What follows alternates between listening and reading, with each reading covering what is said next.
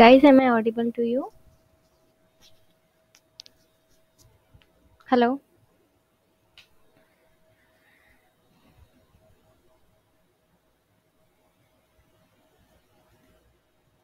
Hello, guys, am I audible to you? Yes, ma'am, you are audible. Okay. So, today is the live session 7. In the last class, we have covered regarding the global positioning system in GIS, GPS segments, space control segment, user segment, control segment, and then ideal satellite geometry, how it should be. And what are the GPS satellite signal? That also we have covered the as per the frequencies. And was, what is was, how much accuracy it will provide for a specific or special purposes. And I have told you about the sources of GPS error, how error are getting into GPS data collection, how it can be reduced also, what human based error, user based error, what our space segment error, what our control segment error. Few 8-10 errors I have told you in our last class. Then differential GPS, how it is tracking the GPS locations. Then I have told you about in the last class how the global navigation system is working, what are the sources where data have been collected, which countries having their own navigation satellite systems, and what are the names and how much area it is covering. So until here, and then the application of global positioning system where it can be used. And nowadays as a general public and as a special peoples like navy, armies, and ship, all these people, how they are using this GPS for their own application purposes. And then the database management system, what are the database management system, how it works, what are data, information, how data has been converted into information in a systematic manner, what are their components, what are the types of database management system, what are called normalization when we need not a compact data, when we convert the data in normal form. So until here we have covered in the last class.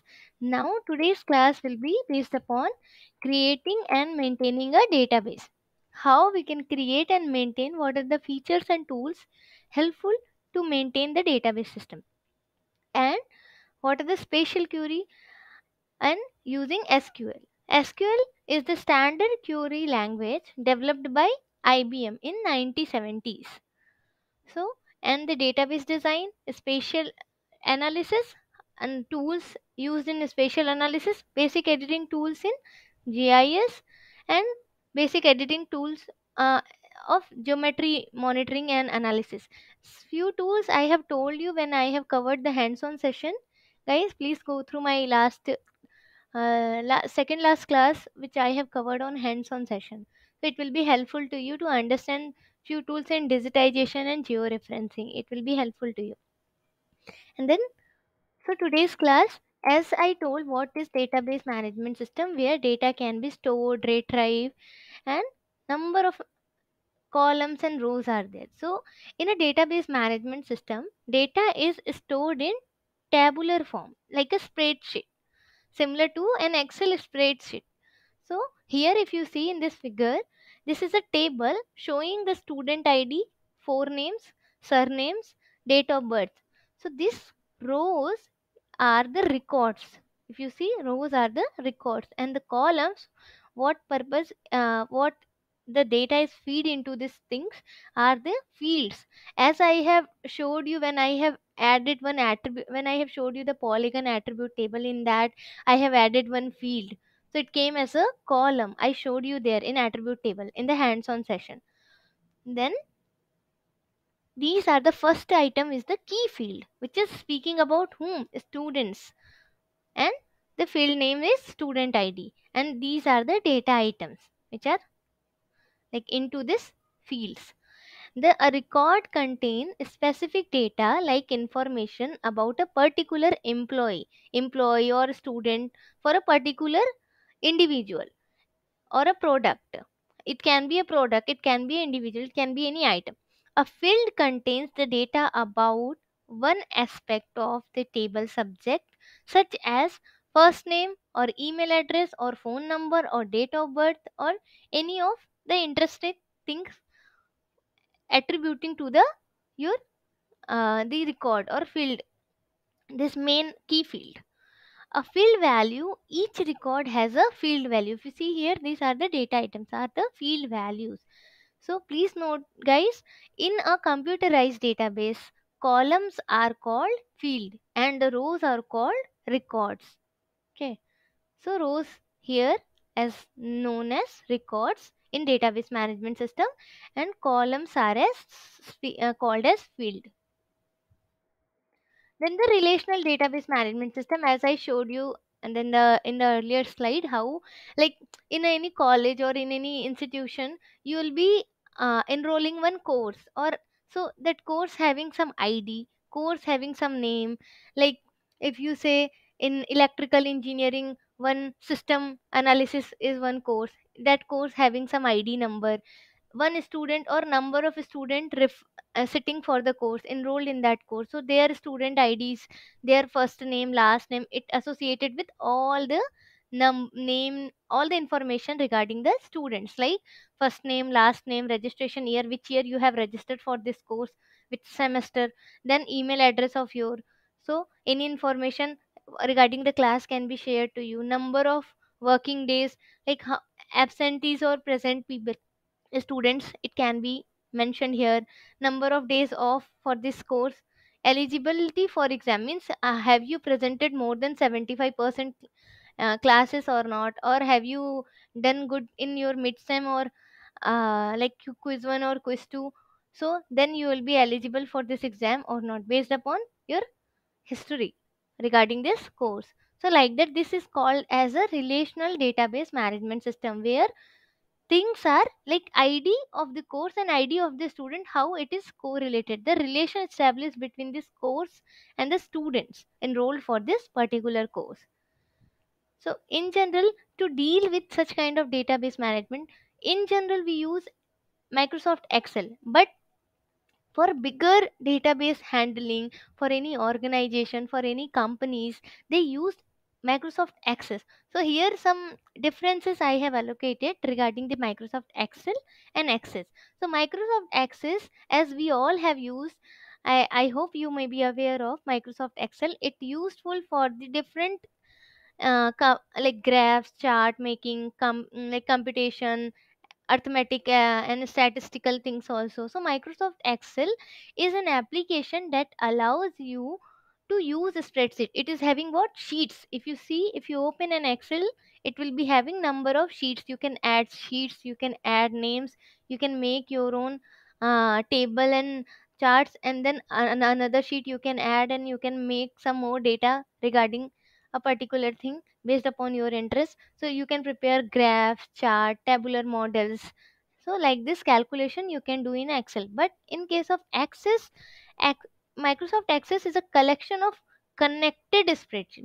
Means earlier sheets may be connected to the another sheets also with some equation or with any functional tool.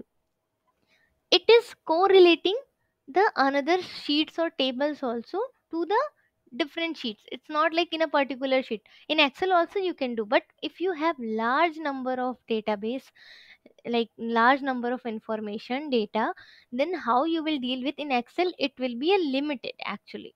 It is used in the second point is speaking, it is used to create a spreadsheet and contains the formula to aid in financial calculation. Like if you see like see like in commercial things or banking, Excel sheets generally use financial calculations. And if you see Access, it is used for storing and manipulating an enormous amount of data. As I told you, if we have large amount of data, then how to store and manipulate or get some information from that sheets or the in the whole one Access file itself. So it will be very helpful because it can store infinite number of sheets and columns and rows it is having. But in Access there is some limit of around 1 million or something spread that column is there. I will show you once I will open that. And then third point is speaking, the capacity of storage is lower than access since it was not specifically designed for the storage of information. Because in Excel you can do some calculation, you can prepare chart, you can prepare some tabular information, graphs regarding some, but it is not specifically for data storing and manipulation. But if you see, MS Access have been made for this purpose only. The capacity of the storage in MS Access is vast since it was designed to store, sorting, and manipulating the databases. The fourth point is speaking, Microsoft Access is generally easy to learn. Like as we generally easily we can work upon it, easy to compare it in comparison to Access. But if you work in Access, you need to be a bit skillful, or you need some handy practices so that you will be aware of the things. A bit difficult to learn since it requires technical expertise. It is having, because it is a relational database management software. And then fifth point is speaking, like MS Access Excel isn't as flexible as Access it. So few more points I have taken, like Access deals with database collecting, sorting, and manipulation, as I told, and Excel deals with the spreadsheet complex numerical data. You can do some arithmetical calculation, and you can use, but not for storing the and manipulating. And it is not in relation with the another sheets also in general. Access queries are used to summarize data and aggregate value. In Access, you can do such kind of manipulation, such kind of data analysis. But in Excel, it is based for analyzing complex numerical data with formulas. Like we can feed the formula in one column and we can drag it, we can use for another rows and column information, like that we can do, but not to aggregate values to summarize the data like in Access we can do easily. The queries, tables, forms, and reports are viewed in Microsoft Access, but in case of Excel, you'll be getting chart, graphs, tables, lookup tables, pivot tables. Report can be viewed in Excel in such kind of way. Access do not provide advanced Access do not provide advanced feature, but Excel provides us more advanced pivot table like reporting or charting. So here some advantages of Excel also you can see. So Access needs programming knowledge. Obviously, you should know with SQL and such kind of programming knowledge. But in Excel, you can do general mathematical data feeding or formula feeding kind of things.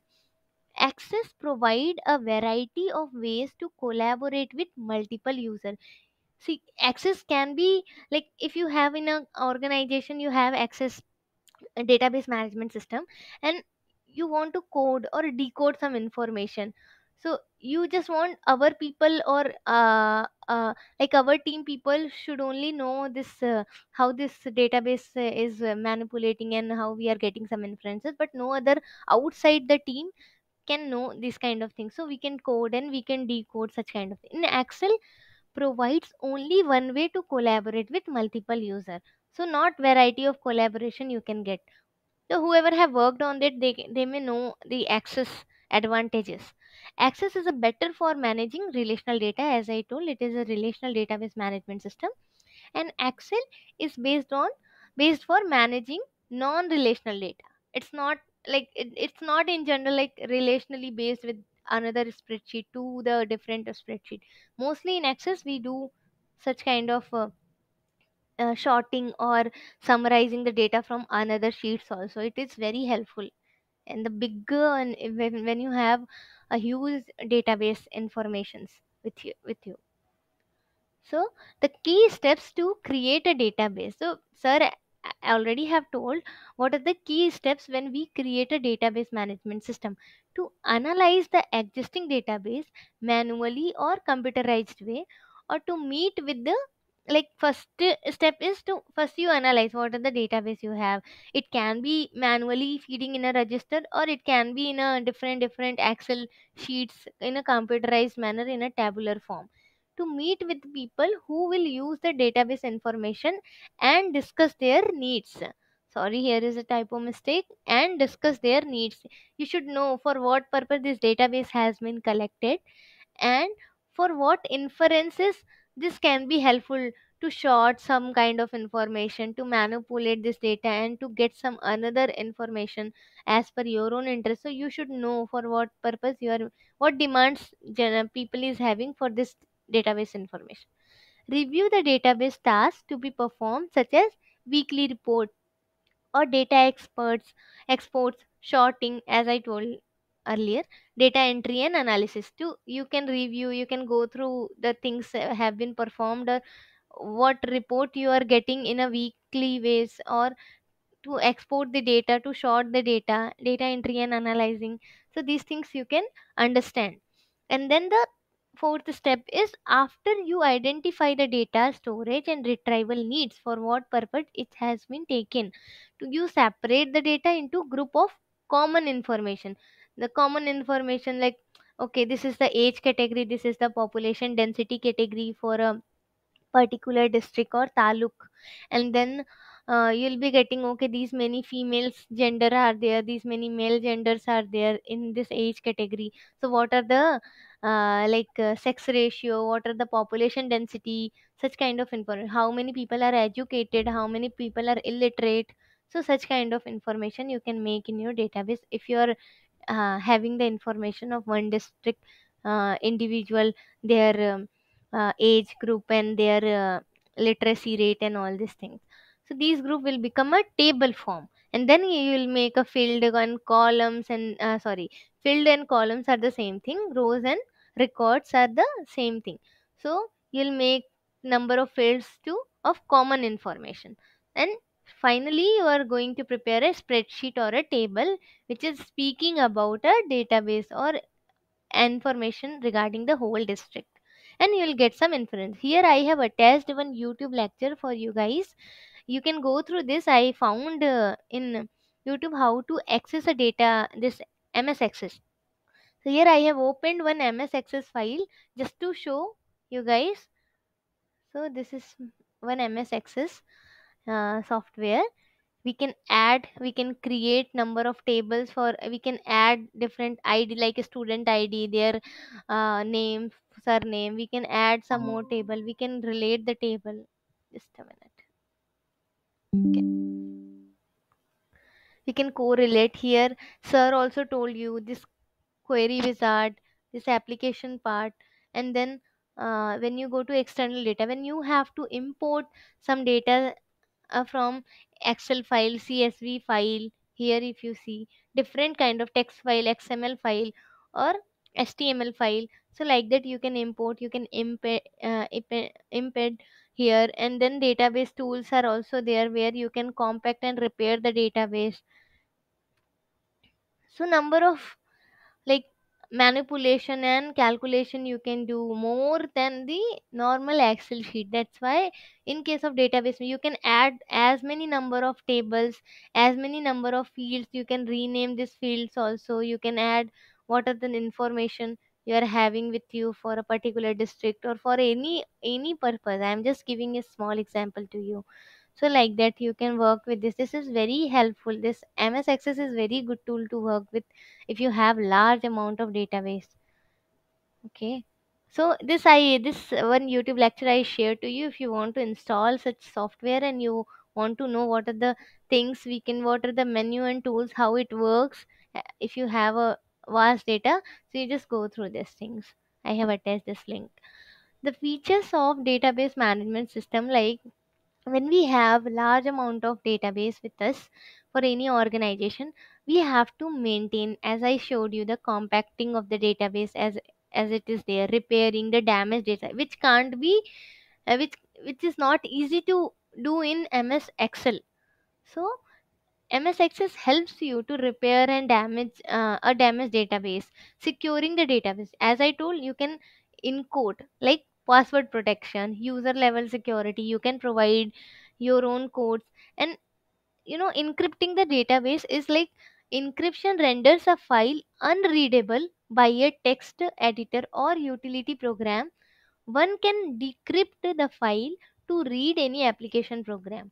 So to protect the confidentiality of a file, encryption feature is utilized. Like, you're just securing your data so that other people, or you have one you code it for any purpose for any application, but you don't want this code should be appear to others also. So you have protected, you have encrypted the file with some coding, with some password, or a common password should be shared to your own team only, where your team can be accessible for this feature class.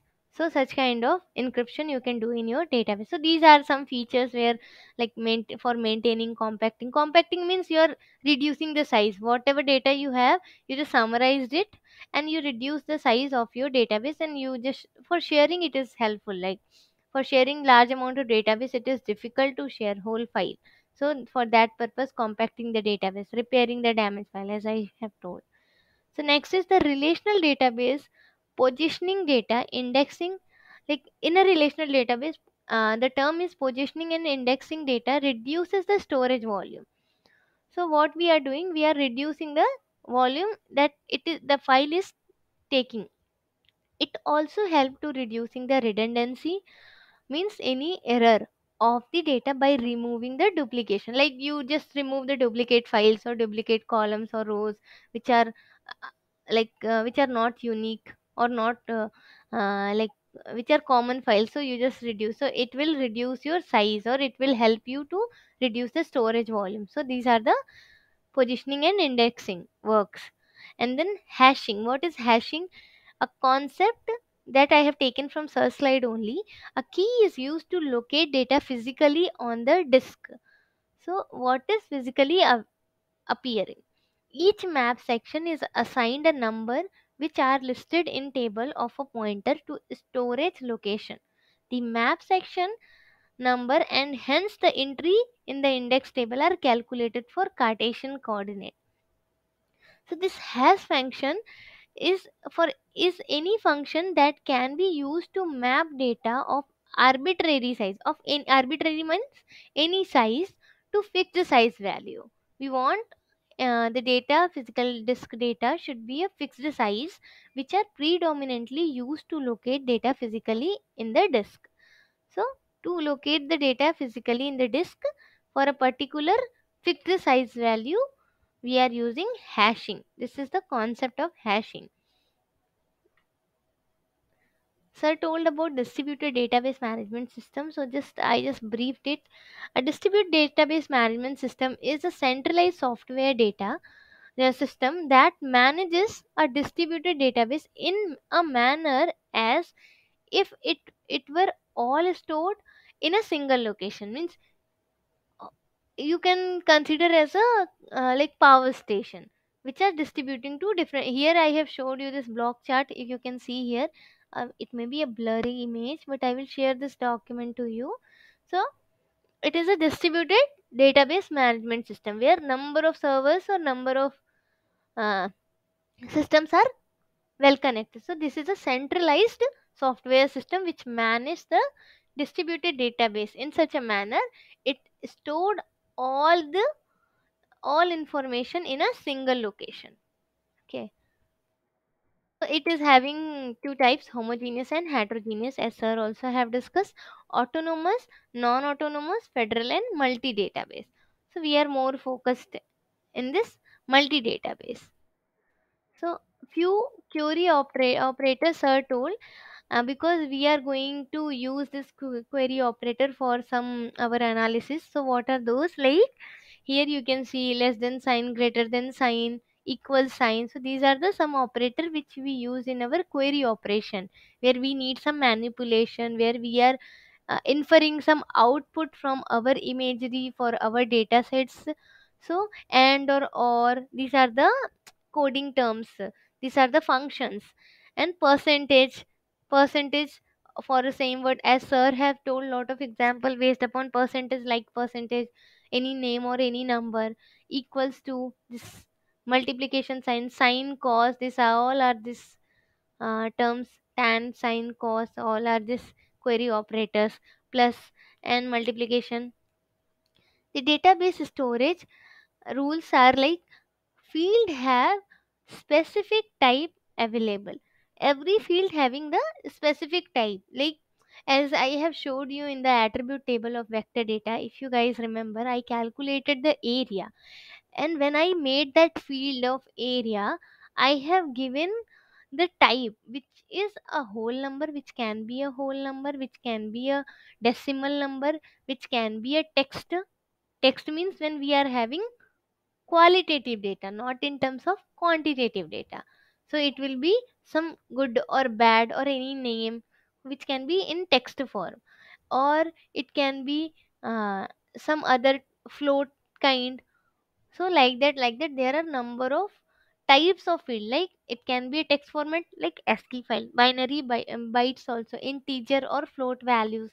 So these are the example of the database storage rule. Means one particular type of information or particular type of file should be in a particular field. A specific field must be, the database storage must be defined before use. It should be defined for what purpose this database field are there. Once defined, cannot be changed. So when you define this column or this field will be for integers only, so it can't be changed. All the integer information you are going to feed into this field or column. And then naming rule. So no, there is one like limit of these things. You have to give only 13 character for a naming rule when you are putting in text format. So 13 character, or use only letters and numbers, like that. Must start with a letter in general. So these are the database storage rules which you should follow when you manage or when you input your data into a database system. So these are the example files like ASCII, binary bytes, integer and floats. So and these are the query operator which are generally available in our database management system. So what is database design? So it is having three kind of database design, like conceptual design, logical design, physical design. So what is conceptual design? It deals mostly with the specific end user needs. So what planning or what system definition you are willing to give, like requirement as per our end user analysis or requirements. The logical design deals with the, it depends on the software, because logically the things will be going to be processed under the software. So logical design means software dependent and set out logical structure of the database management system, like a logical model or database design. And then physical design. Physical designs tells about the hard, physical means which are physically available.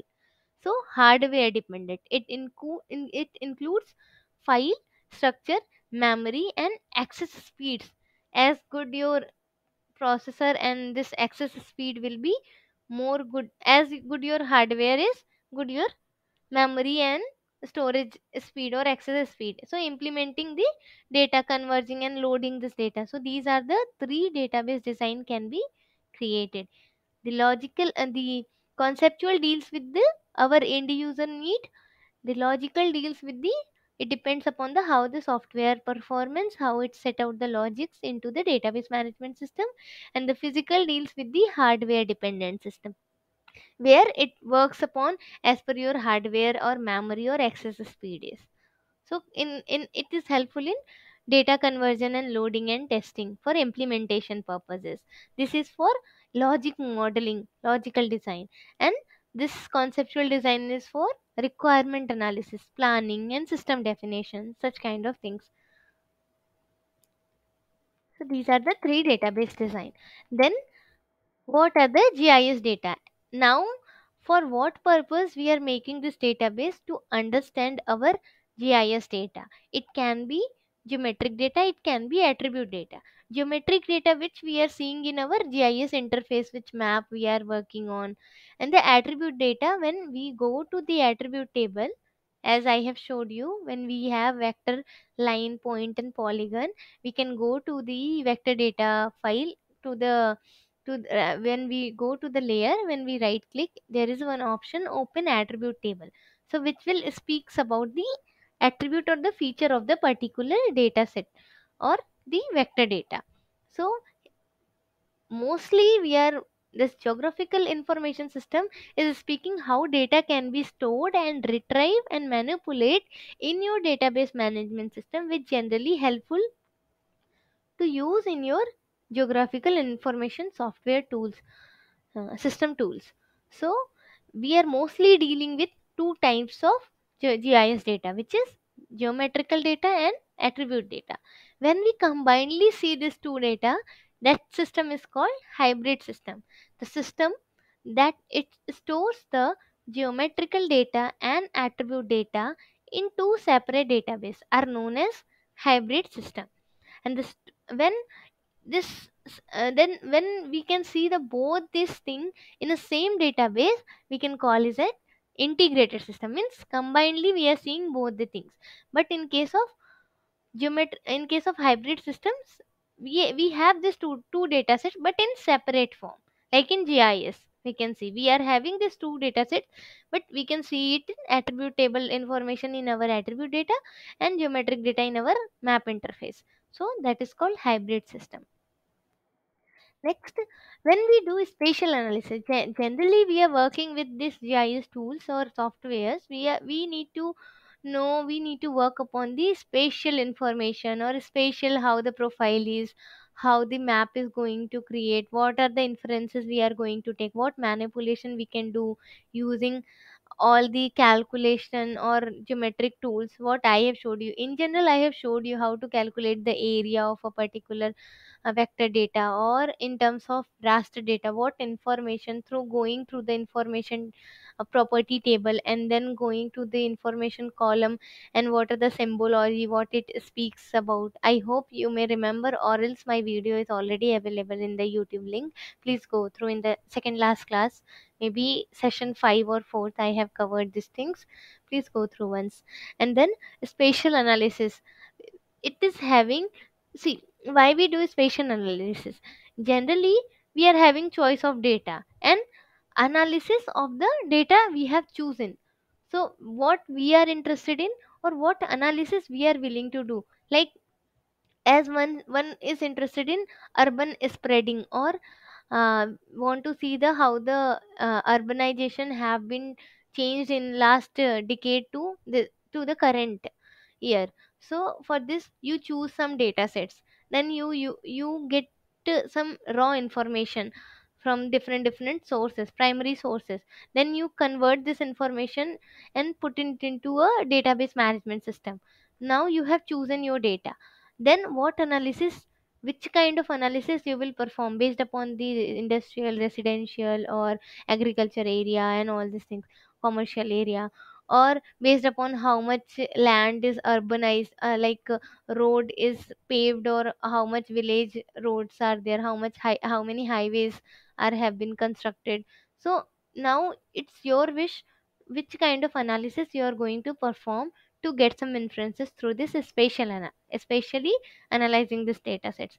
So operations are performed on geometric data in search mode or for computational purposes. Some will do in terms of geometric analysis in generally searching and understanding, or what computational purpose you want to work upon, you just give the tools or computation. Like that day I was interested in, when I digitized the Orissa boundary, then I have calculated the area. I just roughly digitized and I matched the area which are present in Google, exact area of the location I found nearby. I was somewhat correct. So computational purposes, my purpose is was what, after digitizing the how accurately I am getting the area calculation. So like that, number of geometrical operations are also there when you work upon this kind of GIS data sets. And then arithmetic, boolean, statistical, like you can get mean, maximum, minimum values. These are all the average and standard deviation. Such kind of things are statistical operations.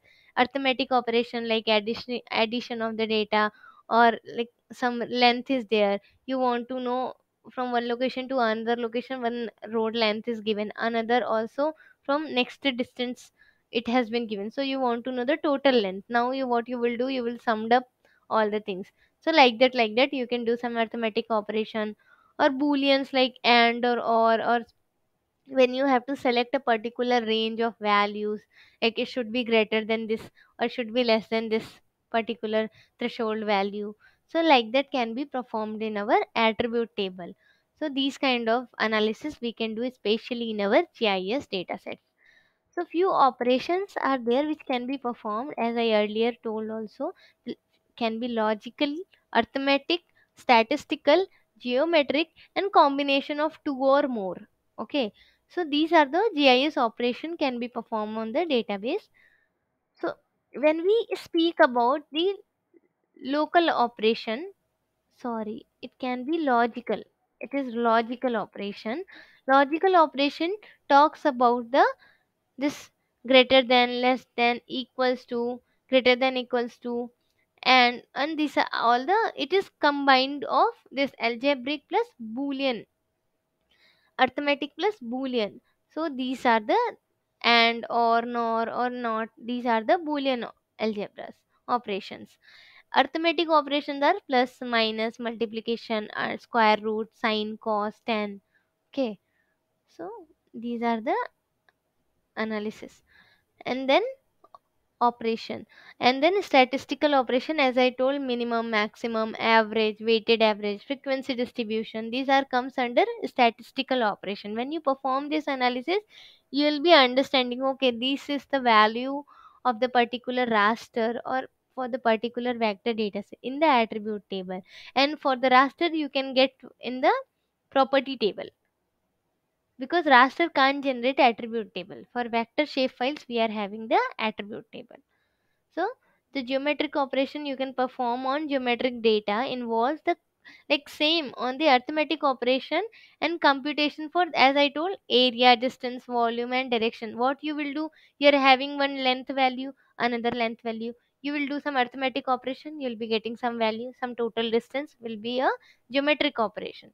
For area, you will multiply the length and width of a particular shape file or rectangle, so you'll be getting the area. So what you are using, arithmetical operations to compute these values.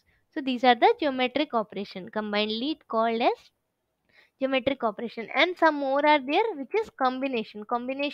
When two, you are taking care, like you are using logical also, you are using statistical also. How you will use, when you have greater than, less than values, but with a mean value or with a average or minima or maxima you are using, means you are using logical and statistical operator.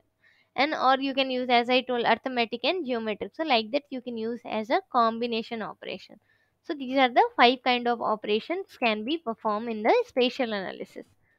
So likewise, as sir has told you, when you have this data sets using some tools, what are the tools, I will show you once in QGIS also, but you just know the theoretical background of the tools is, generally what we do when we have shape files, like here you can see sir showed this shape file, this is sir's PPT only. And what he has done, as per the district, he colored different, he classified in different colors or different district name wise. So like that I have downloaded one India shape file, I will show you for the state how I will classify this. So this is called classification or reclassification. Classification, see, this is normal image. Now you normal vector file polygons, now you classified this. Now again when you classify for a particular range, it will called as reclassify. So what is the difference here is, the classification process involves grouping of attribute according to the limit set by the user. Like I have set the limit as a district wise. Okay, so this is a district wise classification of different district in a different colors. Reclassification involves changing the attribute value without altering the geometry. Now I don't want to change the geometry of the district, means geometry means I'm not changing the shape or size or area of the district, but I'm changing some attribute values which won't hamper the geometry, but it can reclassify the same district. When you perform this analysis, you will understand what is the difference are there, you will understand these things. And then Spatial analysis tool based upon this geometry and attribute, like integrated processing of geometry. Generally, this is this is the geometry and attribute integrated processing. Means you are having polygon. This rectangle is showing three different attribute polygon. One, number one ID is showing cultivated land, number two is showing grazing, number three is showing your forest area. Now you have integrated all three into a rectangle. So this is speaking about, this attribute is speaking about, okay, in this rectangle, in this rectangular geometry, you are having three attribute, three IDs.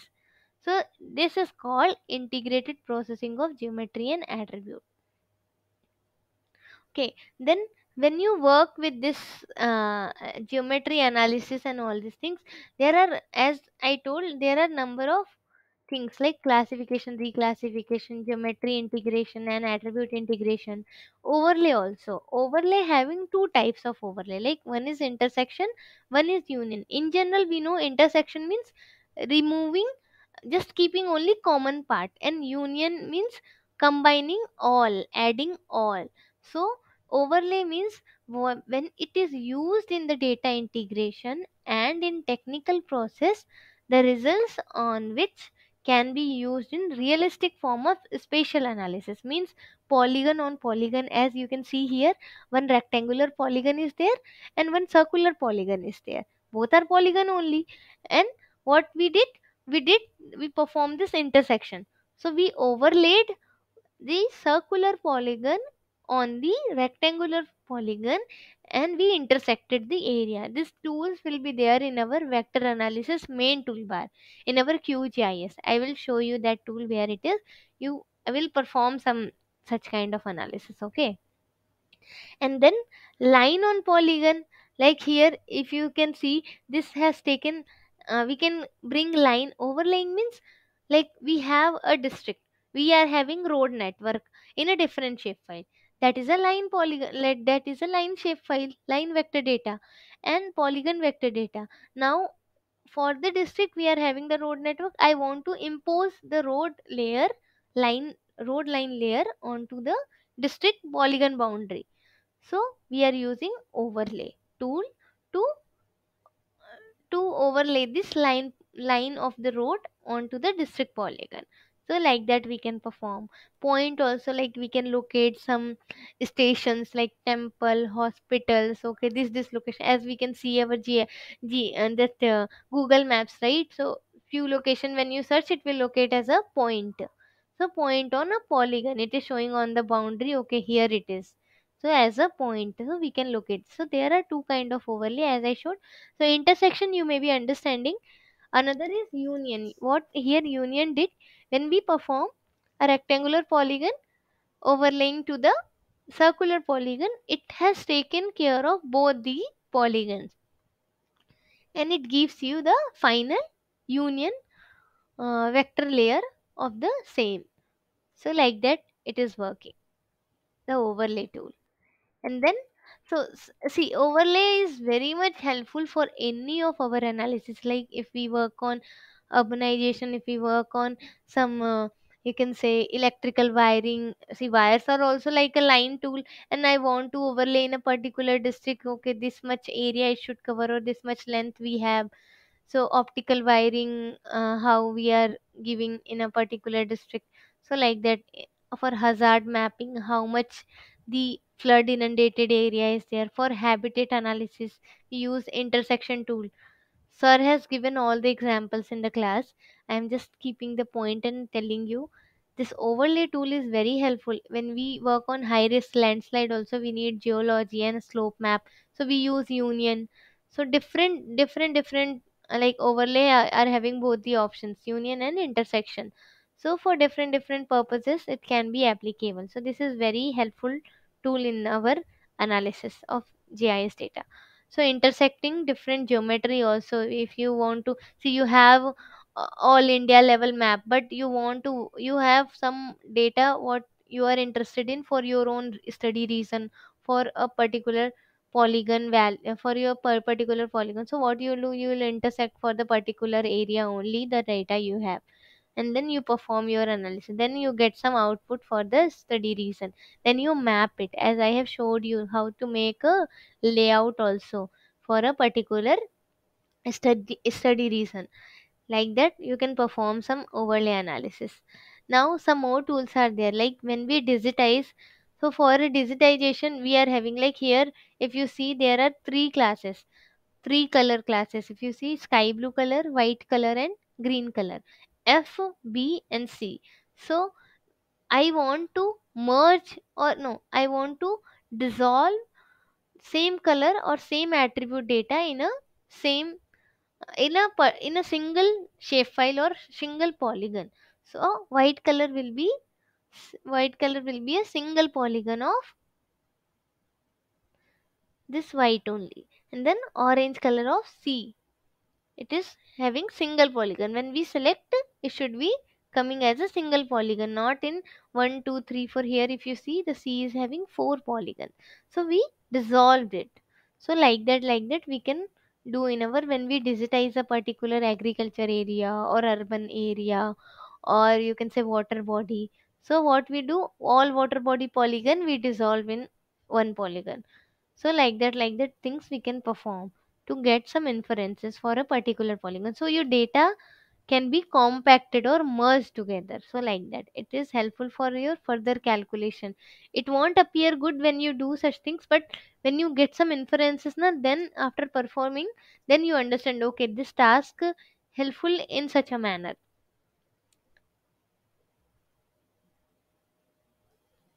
Any question, guys? Are you understanding?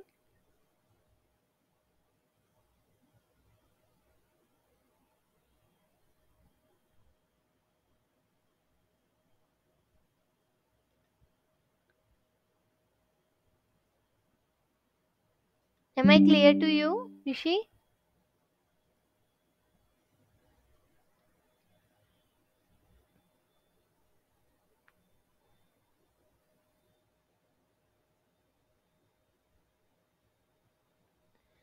Okay, let me proceed. Then, so the dissolve will helpful to make the individual polygons of a particular class, and then append. What append is doing here is to place the feature of one single class to another feature class of the same type.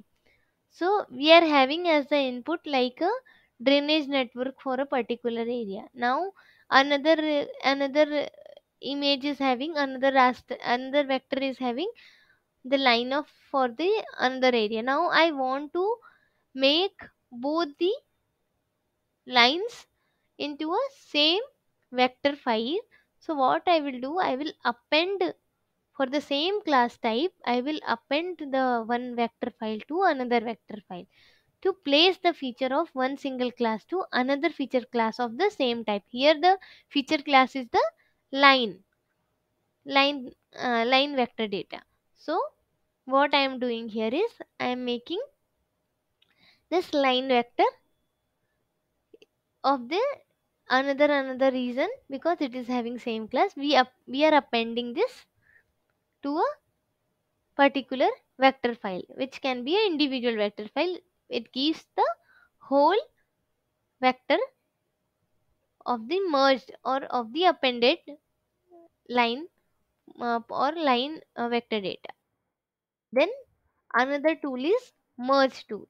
Merge tool combines the two feature of the class of the same type into a new combined feature class. Like here if you see,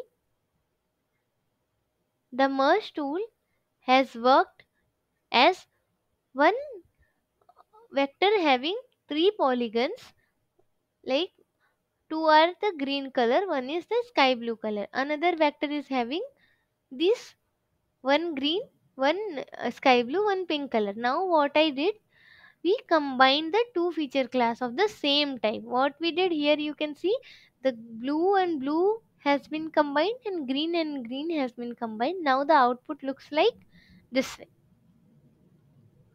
So the combine the two feature class of the same type into a new combined feature. Now it become a new combined feature class. So this is called the merging. The buffer zone, it used to define the spatial proximity. Means when you on your buffer or snapping tool, you will be able to see the exact or nearby approximate boundary or spatial proximity of a particular polygon or line or a point, any vector data you can get. So this is called the buffer zone.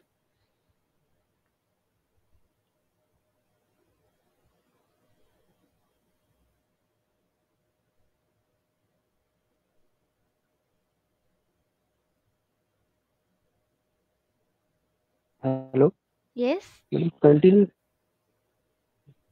Yeah. Then you have any doubt?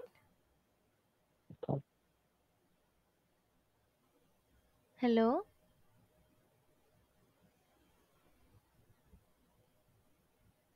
Are you Madam, understanding these tools? Merge tool, append tool, dissolve tool, overlay tool.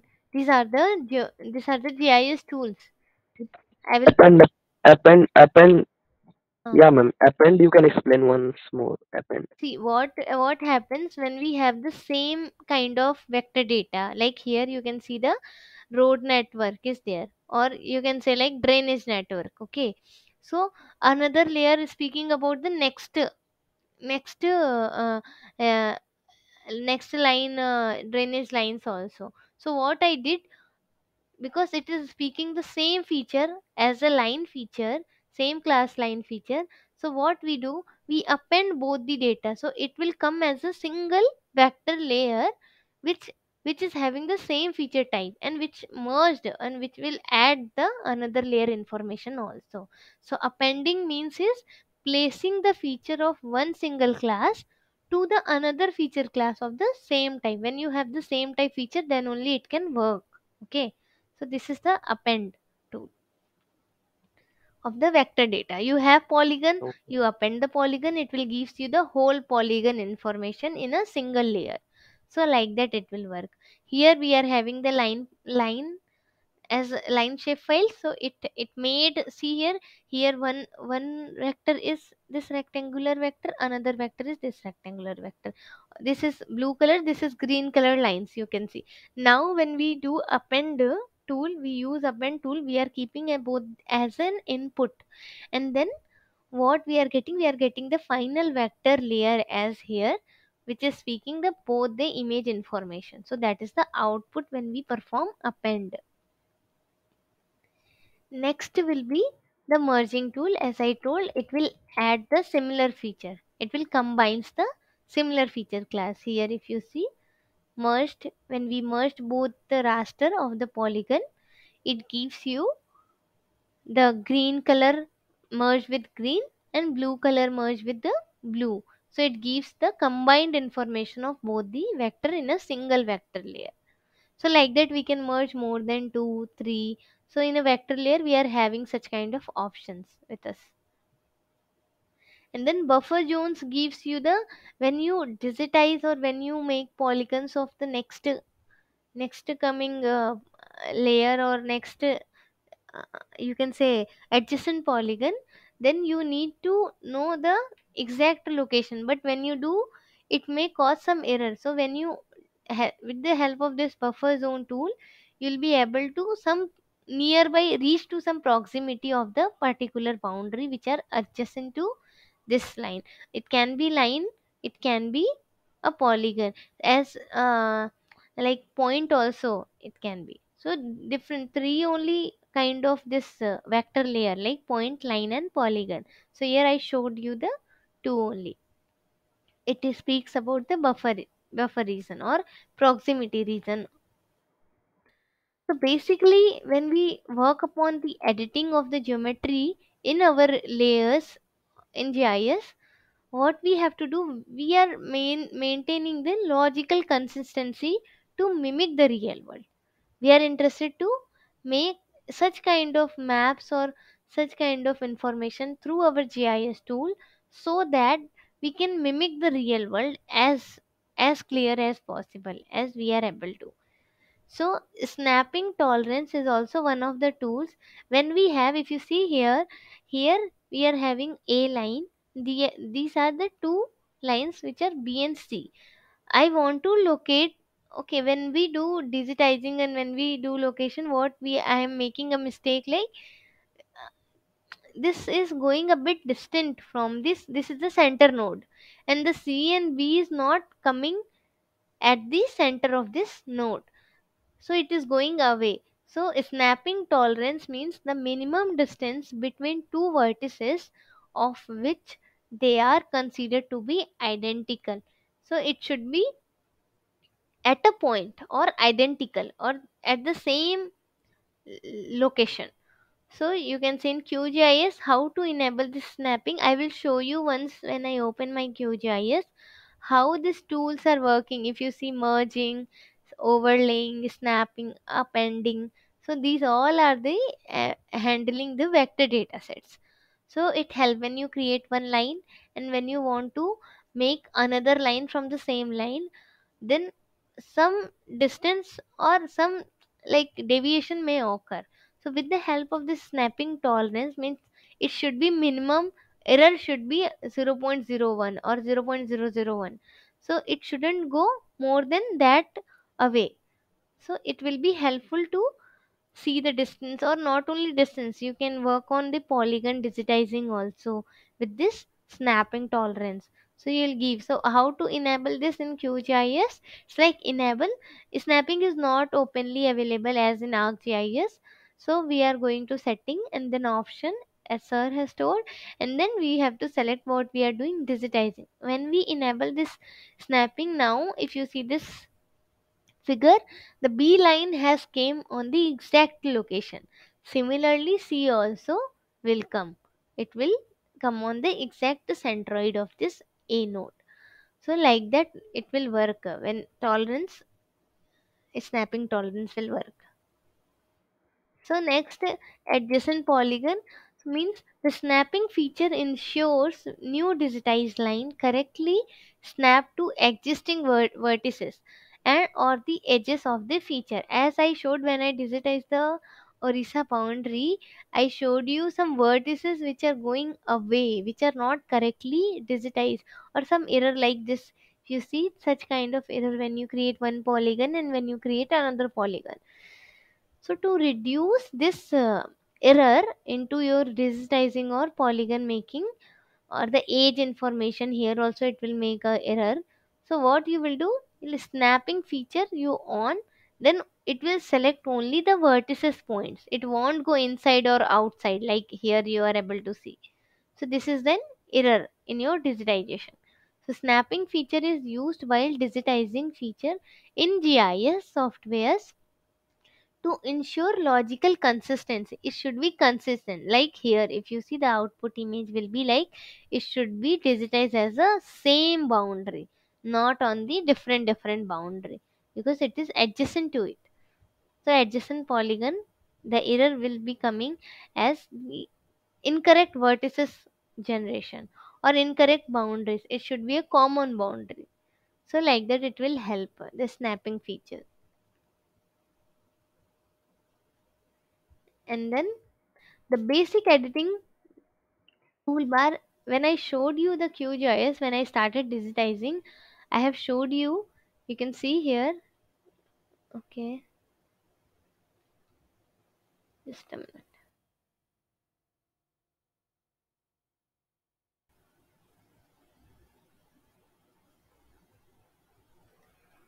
You can see here, this is the toggle editing toolbar here, where we will select, we can start the editing in a polygon or any vector line or point. So toggle editing help in selecting the feature or the information from the map.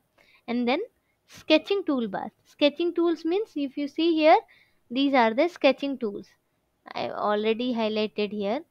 These are the move feature, this is the move feature.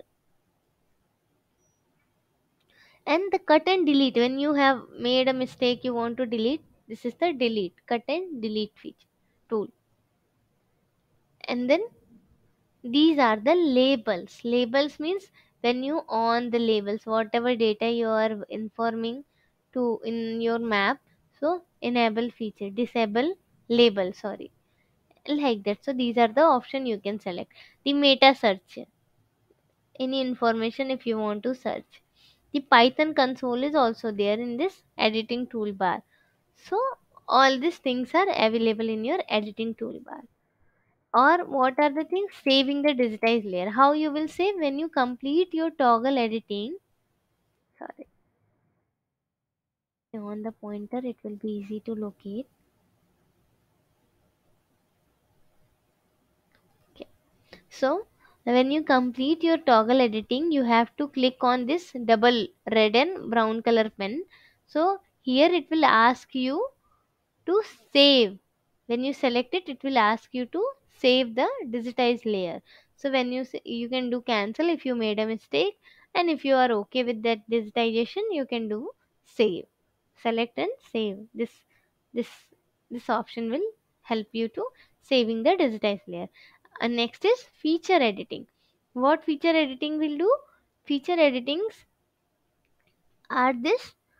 These are the feature you'll be able to give, like line, point, polygon. These are the feature, and you can edit through this editing toolbar. Here you can select the polygon, you can select the vertices, like that. Okay. Then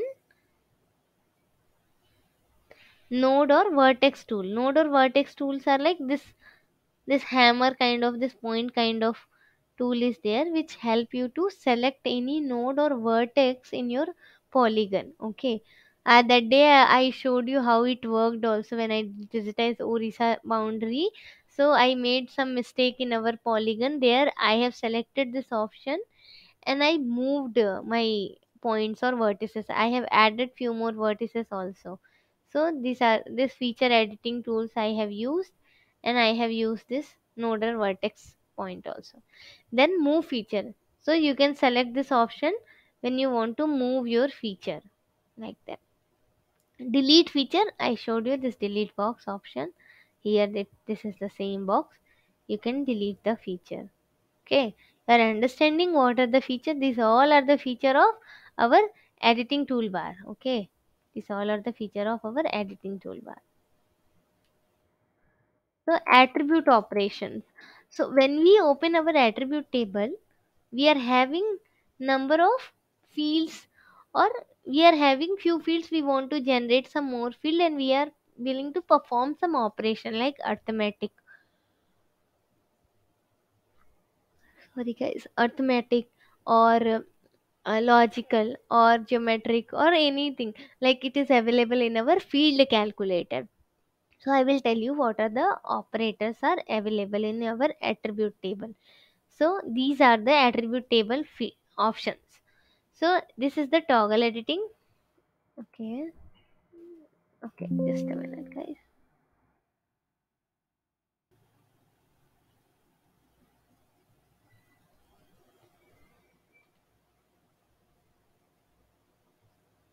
So these are the toggle editing, as I showed you in earlier, that editing toolbar, yellow color pen, it will come. This is the toggle editing. This is a save. Whatever edits you made, you just save it. So save editing. And you want to refresh, it will be the refresh option. Add a delete feature. When you want to add any feature, you just select this, it will add, or delete feature when you want to delete that feature. So, and what else? These are the select feature or unselect feature. Okay, this one is select feature, this is unselect feature. Deselect, select and deselect feature tools. And then uh, pen, pan, copy, paste. These are the feature which are helpful to these things.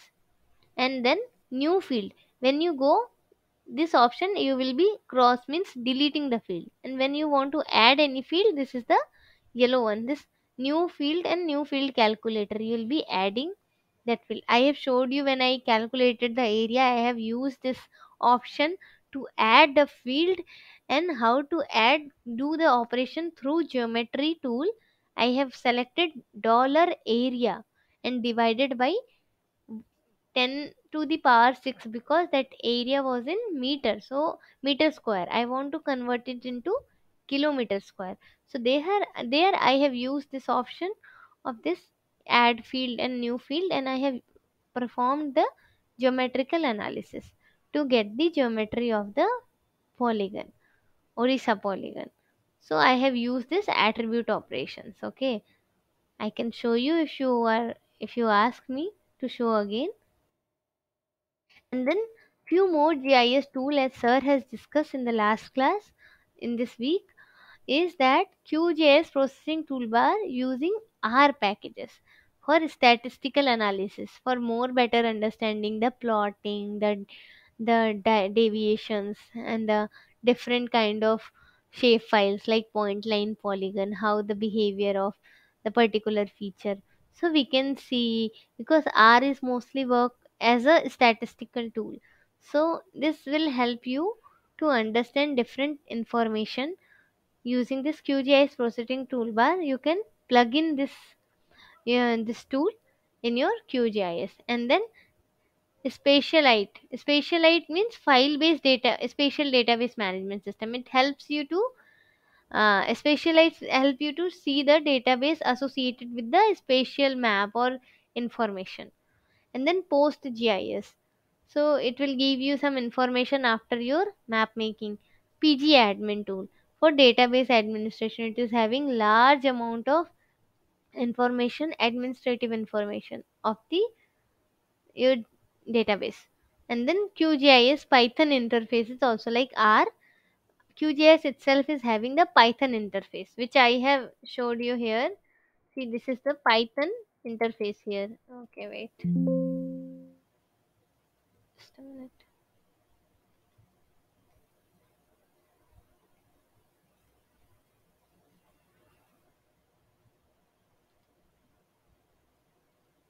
You are able to see this is the Python interface. Yeah, this one.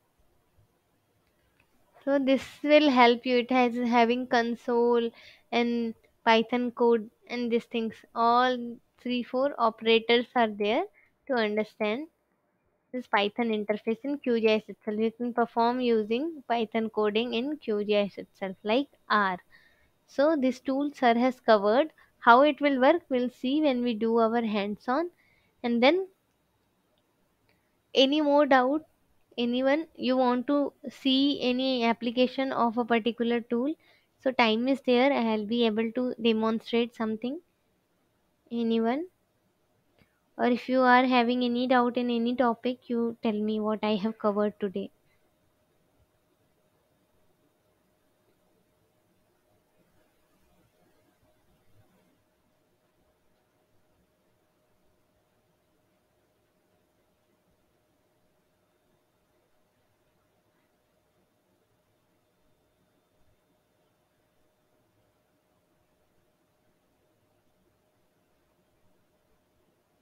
Guys,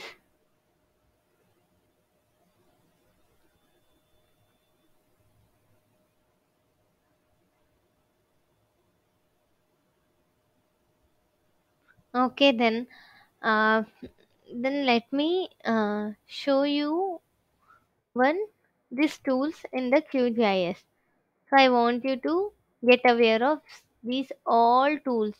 I will demonstrate when you ask for this, but I want to just show you this all GIS operations and these tools like overlay, dissolve, append, merge, buffer zone, snapping, and the editing toolbar. Okay, attribute operation. I will just show all the tool in the QGIS interface, and I'll wrap up today's class. Okay. So you explore all these tools with your own GIS software, and next class you will see, because after maybe after 2 more weeks sir will be going to start totally hands on for the remaining classes. So please get aware of all these tools, okay, for your better understanding on working on GIS. Okay.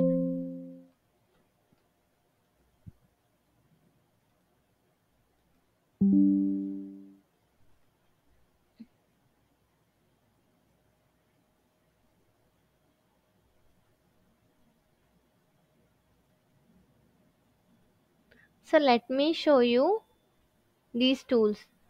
Okay.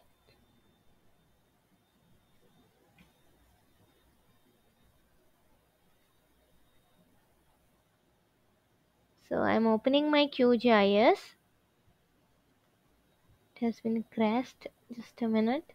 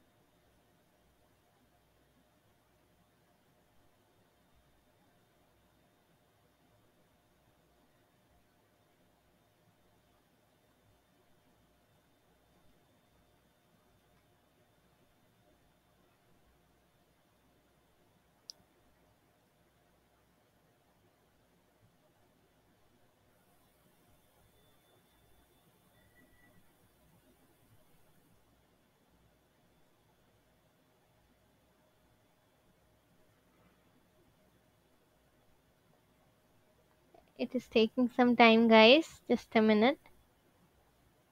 Okay.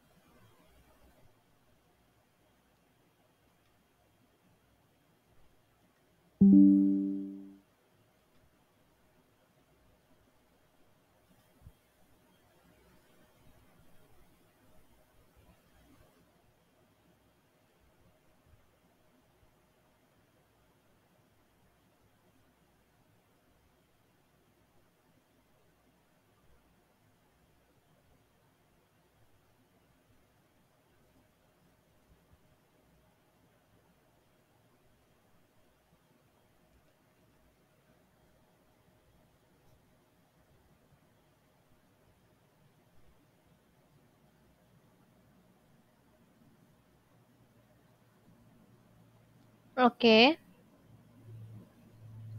So my QGIS is getting open. Okay. Yes. So this is my QGIS. Guys, then I want to show you these tools here, like snapping toolbar, adjacent polygon, and then these are the editing toolbar for editing, basic editing of geometry. So let me show you all this feature in the QGIS interface. So if you see here, these are the move on this thing. Okay, so now I did not added any polygon here, so that's why it's not active. If you see, these are the tools. My cursor, please focus on my cursor. So when I add any shapefile, how to add a shapefile layer? I'll go to new shapefile. I'll create a name, file name, where I want to, I will give a path. Okay. So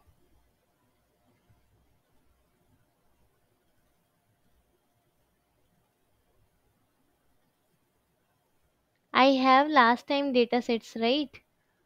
So I have, okay, I want to create a polygon here. So I am giving polygon name, saving this shapefile. and I want to create a polygon type. Geometry type is a polygon.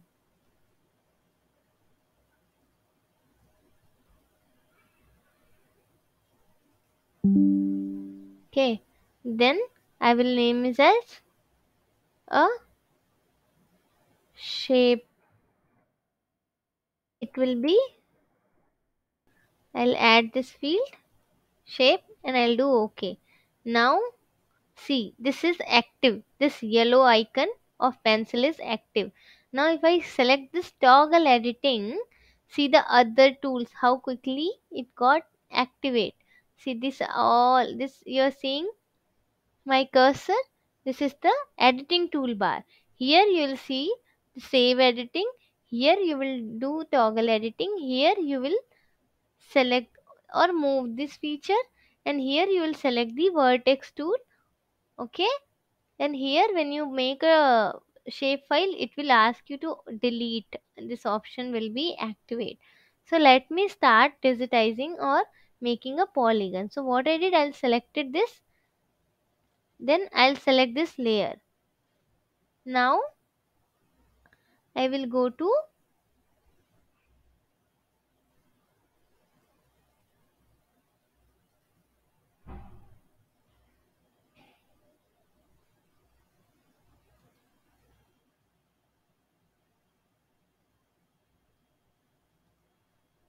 I did toggle editing.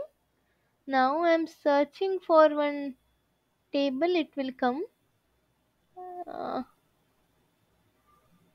that may not be active, I guess. Okay, let me check the digitizing. Digitizing toolbar. So here we can on any off option which we are willing to. Layer order, layer panel, shape digitizing toolbar. No, it's not that. Vector toolbar.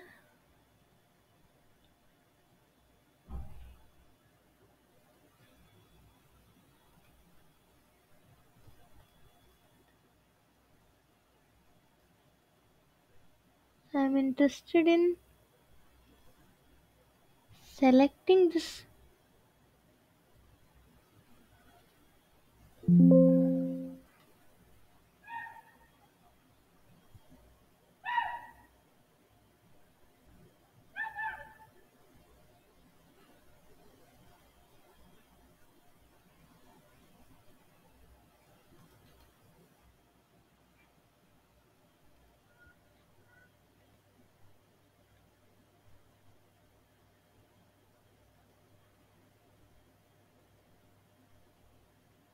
Sorry guys, I'm not getting that option here in our menu bar. Just give me some time. Database toolbar.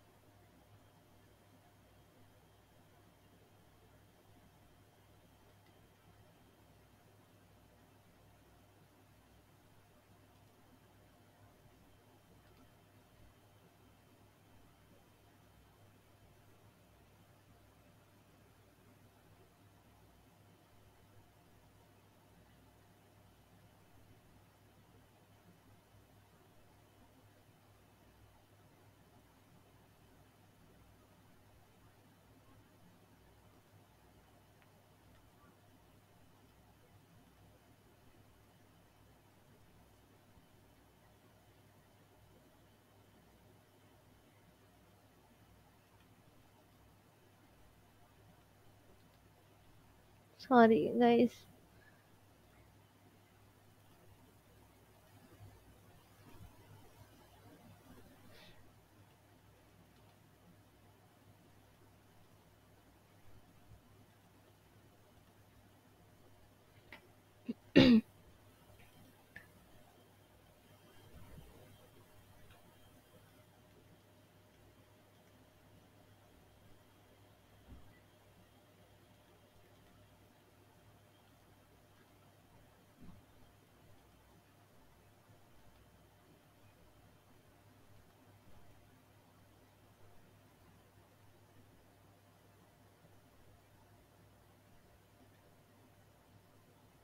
Okay, let me add a circular ring here. Okay, so this is the circular ring I have added here.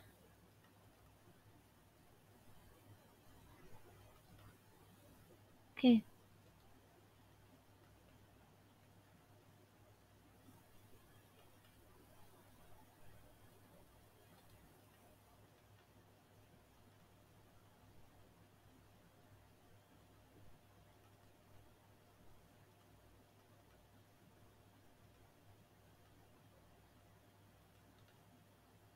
so I give the ID one.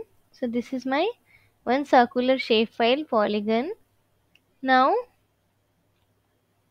I want to make a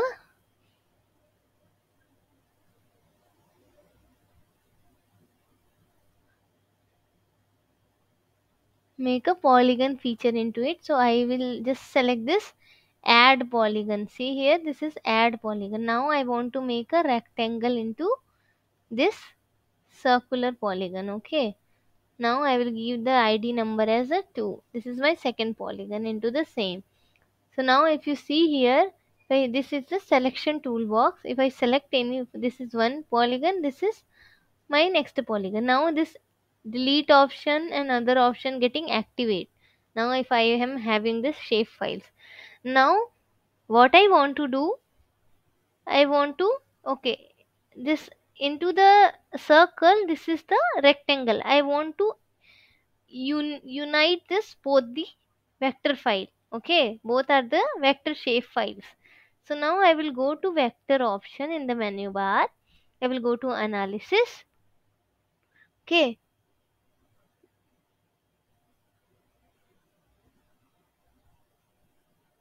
yeah, I will go to geoprocessing toolbox, and what I will do, I will dissolve. To get union, what I will do, I will union make as a union. So now when I select the union, so this is polygon, this overlay is also the same polygon, and I want to make a union. And now I'm not interested to save as in a folder, or else you can save in a particular folder. I'm making a temporary layer, so I select as a temporary layer, I give the run. So now you see one union shapefile has been created. If I off my polygon, to activate, I as I told you, I'll give another shade so that it will be differentiable. Okay, so when I on, this is my union one having this combined. Now if I select, this is the union, and this is my polygon, you see here. Okay, and then if you want to do some more analysis like dissolve, I want, or intersection, I want to cut down. Okay, I will make one more line or shape, and I want to cut down from the particular polygon. Okay, I'll give a number 3. Sorry. Now I want to intersect this. Okay, I'll go again to geoprocessing tool, go to intersection.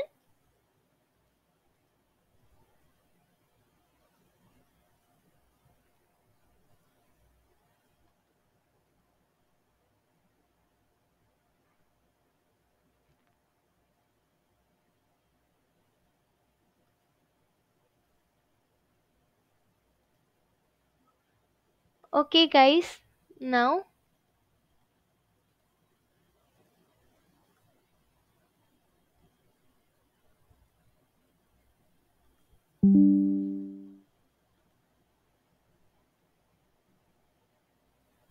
okay guys, now let me show you how to, what are the tools are available here. As I have showed in my PPT, the editing toolbar is all this tool to edit the geometry of a polygon, and some other tools like saving, digitizing this layer, vertex node toolbox, move toolbox, and some attribute operations. So let me create any shape file, then only I'll be able to show you all this editing, basic editing toolbar in the QGIS. So I have opened my QGIS interface. and I have made a project here, save as. So this is my, okay, let me save this into our database file. Okay, so I am going, as I have made a folder for dataset class. So this is my project 2. Okay, I made a project here. Now I want to create a shapefile. As I have told you how to create a shapefile, go to this option, new shapefile layer, click on that, give a file path. So I want to create a circle. Okay, I likewise sir showed in class, save a circle which is as a polygon type. Okay, then I'll give a name as a shape. I'll add this field, select this field, do OK. Now I want to create a circle. So for creating or editing any polygon or any shape file, you have to see my cursor, you have to go for toggle editing, this yellow one. Then only all editing toolbox is going to activate. Now I have this add circle string option. I select a particular radius and I'll get a circular this polygon. So I'll name just a one number. This is my one shape file of circular polygon. Now I now this is one polygon. Now I want circle inside circle. I'll make one more circle into this, and I want to this name as a second circle. Okay. Now one you can make some more polygons. So this is one shapefile. Okay, circular shapefile. Now I want to stop the editing. So what will I do? I will go to this option. I'll save the selected layer. I saved it, so now it is saved. So I'll off this toggle editing. It got saved, this two circle. You can see here I have selected this selection toolbox. These are the two circle. Now I want to perform some analysis on these two circles, which is I want to, so I will go to vector geoprocessing toolbox. So I want to clip, or I want to make a difference, or we can dissolve also. So let's dissolve, as sir has taught dissolve tool. So I'm going to work on this dissolve option.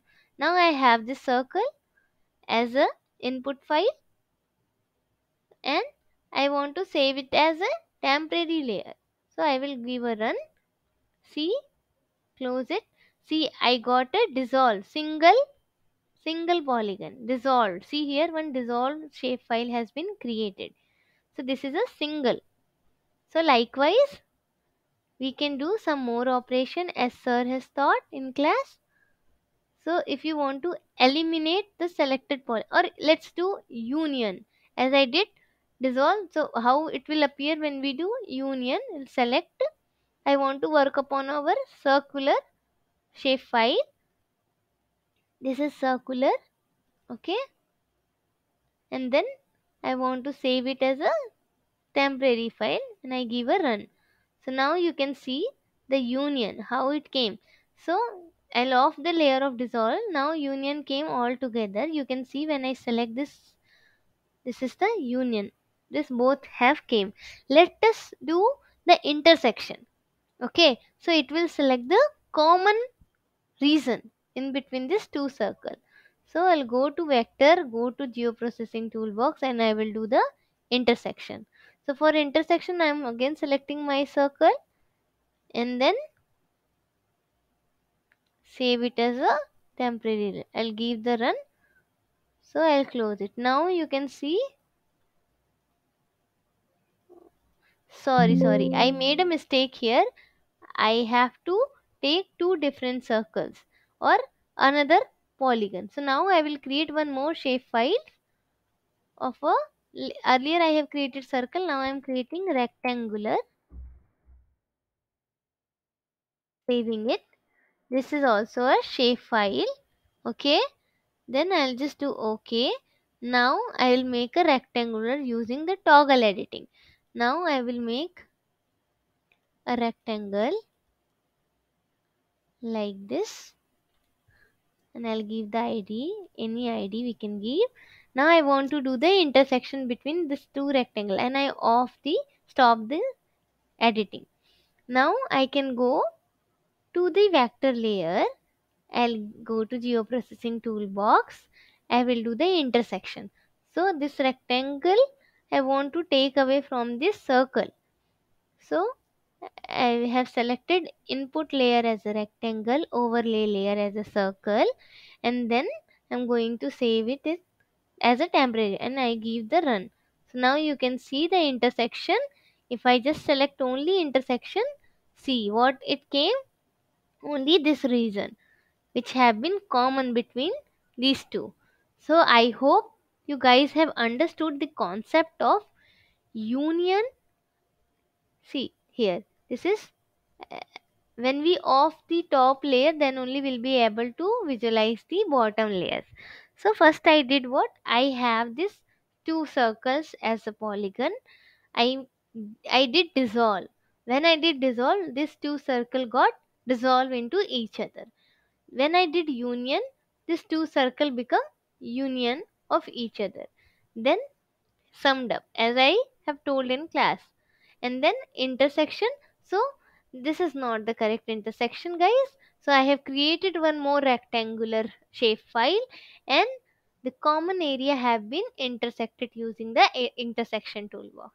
So here you can see this red one is the common boundary between the rectangle and the circle, which is showing the intersected part of these two two polygons. Okay, so these two things as I told. What else? Uh, okay. So here I have showed you the editing toolbox, the save toolbox, sketching toolbox, cut and delete. Okay, let me show you how to cut and delete. So here I have selected this intersection polygon, or I am not interested in this polygon. So I want to delete this. So I will select this. I'll do toggle editing on, and I will select this. See, delete selected. So it got deleted. Okay. So this layer has gone. Now if I select another layer, or if I am interested to delete that, I will just select and I'll delete. So we have to select the feature and delete. Okay. So like that we can perform this delete, cut and delete. And then label option. Okay, so what I did, I have given some IDs. Okay, so what I have given some ID to this circle, to this circle, to this rectangle. When I do label, so if you see here, as I told you, just a minute guys,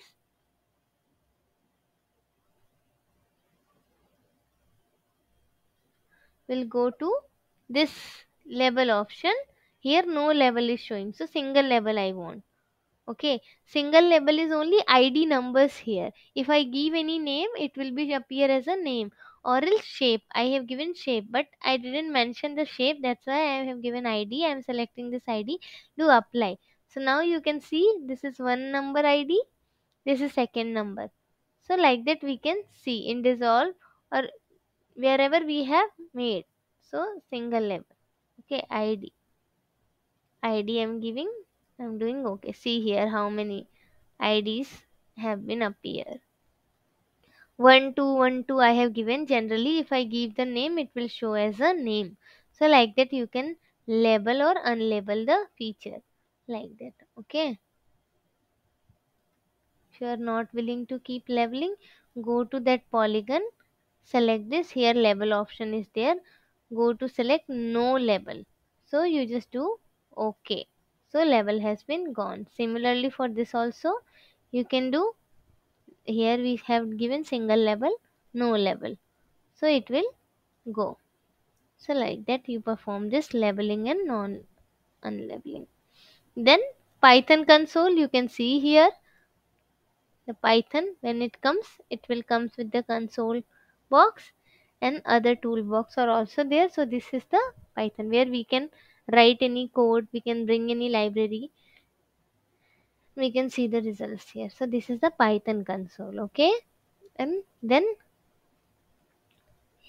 as I have told you about this editing toolbox, all the option node and vertex selection I will show you, and the move feature, delete feature I already showed you. Okay, so I will off this Python console. So here if you see guys, when we again do toggle editing, here we have the option of vertex tool. When we select this vertex tool, for all layers, so I will select this. Okay, this one or this one I am interested in, or this rectangle I am interested in. So I will select this rectangle, so it will show, okay, this vertex for all layers. See, it is showing all the vertex. So what I will do, we can move like this. Here if I zoom here, if you see, I want to move this vertices, I want to change this shape of the rectangle. So what I will do, I will double click left, and then I'll select and I'll move it.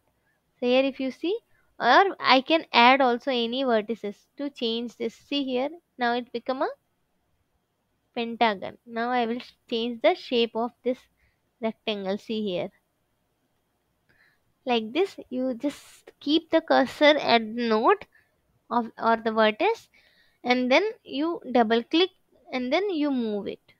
See, double click, now you will be able to see the line, thin line, red color. You'll be able to move this, you'll able to change the shape, you'll be able to add. Here when you just keep on the line, it will show you plus option, means you want to add any more vertex. So you'll be able to add like that. You'll be able to do, or you'll be able to change the shape of any polygon also. So this is very interesting tool, vertices tool. So you can see, you can move it, you can add any point, line, polygon, like this.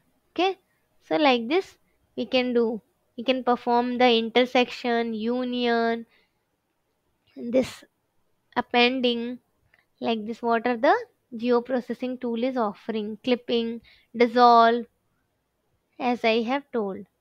Okay, so buffer option is also there. When we select buffer, I want to select the buffer of the circle. Okay, distance should be this much, 10 meters I have given. Then see here, when we create a temporary layer, how it will show. 10 meter is very big actually, that's why it is showing this big buffer. Okay, I'm not interested into this. So like that you can work. Here for the circle also you can change. See, you can change.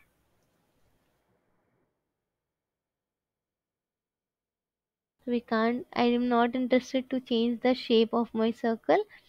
That's why I want to just keep the remaining the shape same.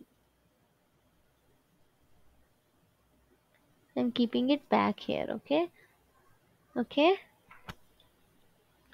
like that I can do some more changes here.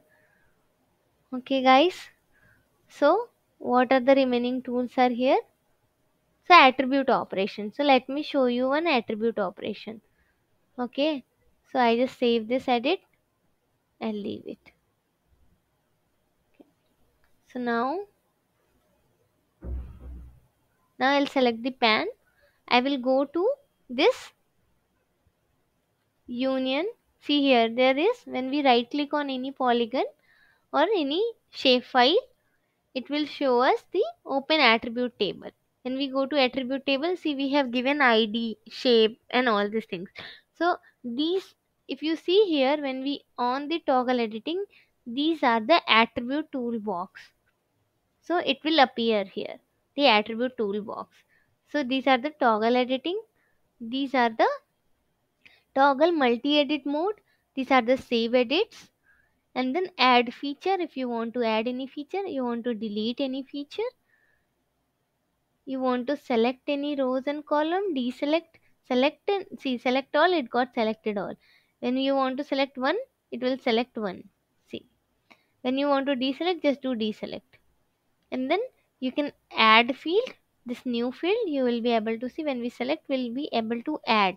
As I told you, there are, in database management system we are having different field of the common data type. So I want to just keep a area name as a area. Comment I am not willing to give. It is as a whole number, decimal number, text, string, date, time, whole number, integer, boolean, binary. See, these are the data types can be held in a field. So the area can be decimal number. So I am just selecting decimal number. Okay, precision if you give, it will show you the decimal of 2 digit or 3 digit. So I'll give 2 digit decimal. Precision, first I'll give the length, and then okay, sorry, it doesn't create it. I'll again give the area as a decimal number. Now the length will be, now the decimal precision also I'm giving 3. I'll do okay. See here, now the area has been generated. This field has been generated. Now if I want to delete any field, okay, shape field is not necessary, so I want to delete this field. So just go to this delete option, delete field option. It will ask you which field you want to delete. Okay, so I'm not willing to keep this safe field. I will select this. I'll do okay. When you do okay, it has gone. I think I have made a wrong selection. Delete field, shape. Yeah, then I'll do okay. See, now shape field has gone. Delete field, id2 is also not needed. I'll do okay. See, now id2 has gone. So like that you can perform this operations. And see, this is the open field calculator. Field calculator help you to calculate the geometry of a particular region. So here you can create a virtual field, or you have the update, you have any field you want to update. So I want to update which one.